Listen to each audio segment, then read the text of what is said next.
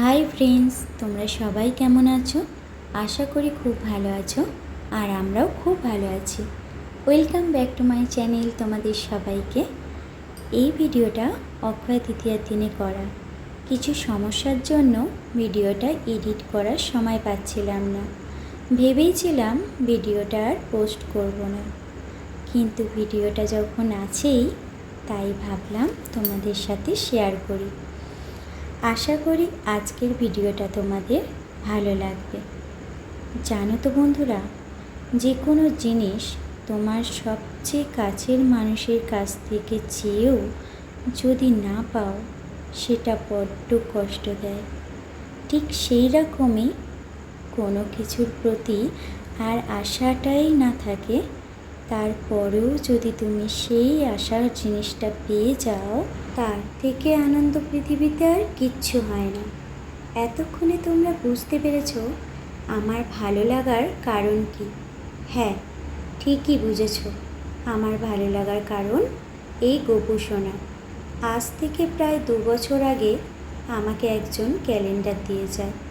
সেই ক্যালেন্ডারটা খুলে দেখার পর আমি তখনই ভেবে নিয়েছিলাম এটা আমি দেয়ালে টাঙাবো না।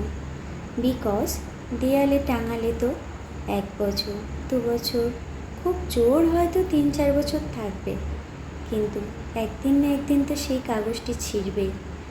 তাই আমি ভেবে নিয়েছিলাম এটা আমি বাঁধাতে দেব। তাই আমি দোকানে গিয়ে বাঁধাতে দিয়ে আসি। কোনো না কোনো সমস্যার কারণের জন্য সেটি আর আনতে পারি না। প্রায় 2 বছর হয়ে গেল সেটার আশা আমরা ছেড়েই দিয়েছিলাম। যখন আসছেই না, ভেবেছিলাম হয়তো সে আসতে চায় না, হয়তো আমার ভাগ্যে নেই, তাই পাইনি। এই ভেবে আর আশাটা ছেড়ে দিয়েছিলাম। ঠিক তখনই আমার বর আমাকে এই উপহারটা দেয় ওই অক্ষয় তৃতীয়া পুজোর দিনে। সত্যি বলছি, আমি ভীষণ খুশি হয়েছি। আমার জীবনে এটা সবথেকে দামি গিফট। এই গিফটটার কথা আমি কোনোদিনও ভুলব না। এবারে আসি আমার দোকানের পুজোর কথায়। আমার ছোট্ট একটা দোকানে ছোট্ট একটা পরিবার আছে। এই যে আমার সব পরিবারের সবাই বসে, এখানে আমার বান্ধবীও আছে। আর এই যে আমার দুষ্টু সোনা, আমার পুচু সোনা, সে তো আমাকে দেখলে আমার সাথে এরকম দুষ্টুমি করে। দেখেছো? তোমাদেরকে কিন্তু বকে দিচ্ছে। তো চলো আমার দোকানের পুজো তোমাদের এবার দেখাই। এই হচ্ছে আমার দোকান। তো দোকানের পুজোটা ভেবেছিলাম এবারে পুজোটাই করে নেব, বাকি আর মিষ্টির প্যাকেট, ক্যালেন্ডার এগুলো কিছু করব না। ঠিক তখনই বাধ্য করে আবার কিছু করতে। বিশ্বাস করুন, যখন আপনারা এসে বলেন খুব ভালো হয়েছিল, আর যখন তাদেরই মধ্যে থেকে কিছু গুরুজনেরা শাসন করে বলে যে কী দরকার ছিল এগুলো করার, নাই বা করতে পারতে এগুলো, ওই তো তোমরা ওরকমভাবে দোকান চালাও, তোমরা আবার এত কিছু করছো। বিশ্বাস করুন, আপনাদের ভালোবাসা যতদিন আমাদের সাথে আছে, আমরা চেষ্টা করব আপনাদেরকে এই ছোট্ট একটু আনন্দ দেওয়ার। তো এবারে চলে আসো এই পাকা বুড়ির কথা। এই পাকা বুড়ি হঠাৎই আমার কাছে এসে বলে, এই গানটা আমাকে চালিয়ে দাও, আমি নাচবো। আমি তো গানটা বুঝতে পারছিলাম না, তো ওই গানে নাচছিল।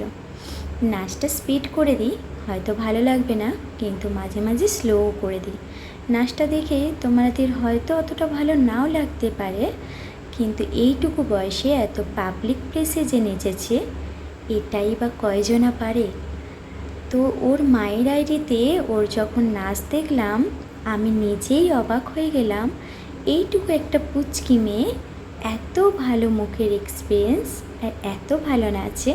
সত্যি খুব ভালো নাচো।